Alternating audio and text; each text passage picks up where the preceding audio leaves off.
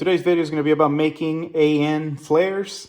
I'm going to open with something that nobody wants to hear, and that is you will need to buy your very own, very expensive, purpose-built flaring tool, which is the part that makes this whole job easy.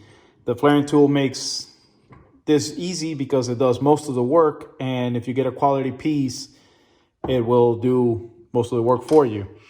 The next thing is you will need a cutter. You will need some quality tubing. In this case, I'm using stainless steel because it's the hardest one to flare. And it kind of goes to show that this tool is very important in the sense that I have yet to have this tool fail at making me any flares.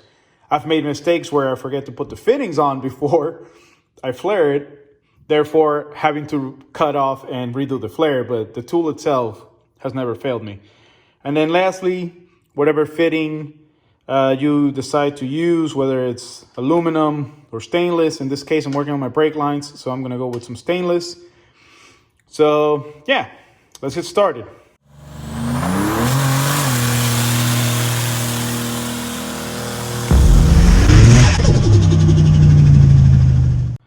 So in this instance, now that I have the tube cut out, the next thing I gotta do is put it in the tool. And this one in particular is fairly easy because once you open it, you line it up to the surface and you clamp it down, turn the crank, and it works.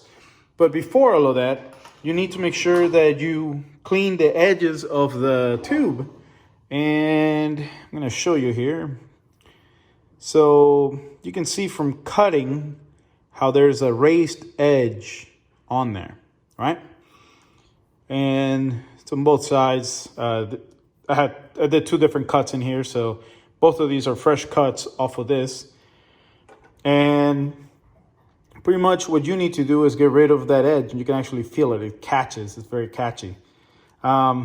And you can get a tool, a reamer, an actual tool for this, or you can use a reamer like this one just by hand. It doesn't need a lot of force.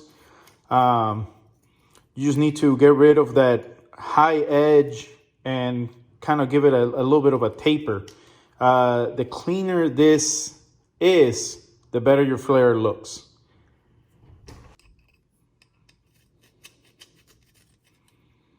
Again, you don't need to use a lot of force, and that'll get you the result you want. You can actually see the little chips in my hands. Next thing you want to do is smooth out the outer edge. Again, you don't want any of these edges to be sharp, and it doesn't need a lot of work. That actually is fairly smooth on both sides.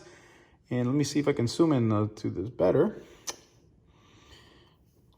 As you can see there, the tip has a really nice bevel. You can actually see the light reflecting off of that bevel. And then the edge on the outer edge needs a little more work right there. So you just let the file do the work. Don't sit there and do this. Just let it do the work. And there we go.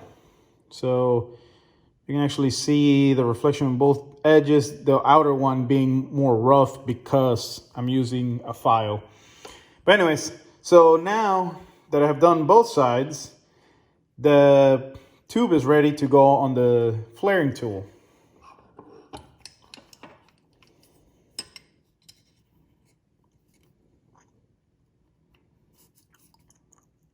See that level with that? The other nice part of this tool is that it self-locates. So once you clamp this down, which holds the tube in place, there we go.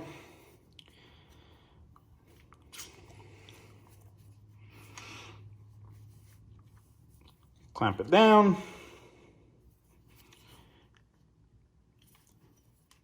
And then you can go ahead and start your flaring. You can see, bam, right here. If you look at that tip, it's off center. So as it goes down into the tube, it works it around. It's not shoving it or pushing straight down on it like your like your cheaper tools would. This one's actually working the material and working to make that flare. And it actually stops for you when the flare is done.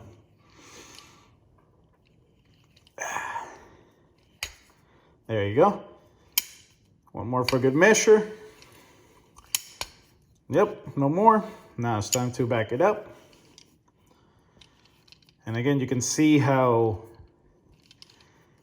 I forget what you call that part. The bit or whatever you want to call it. It's off center, so it works the metal down and it doesn't crack it.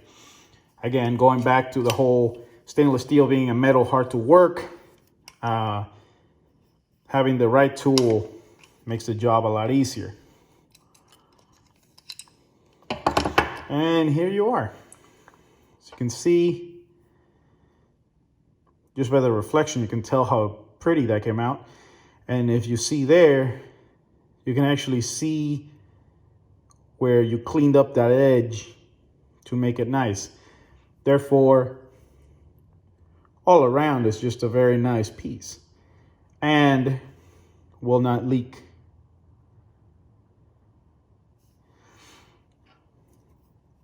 And just in case you're not familiar with how these AN fittings work, they have this collet here, and then the fitting goes around it, like so. And I don't have one here, but pretty much ready to be connected. And just so you get to see more of the flare and how well that actually works. And you're gonna have to forgive my hands. Look how dry that is. Oh. Anyways, like I said at the beginning of the video, I know this is not what you guys want to hear, but if you're going to be making AN fittings, it might behoove you to invest into this tool. And for those that stayed on this long, and I know I'm going to get a number of questions in the comments of like, oh, what's the part number in the tool, regardless of whether I put it in the description or not. So here you go. It's a rigid, it's a 377.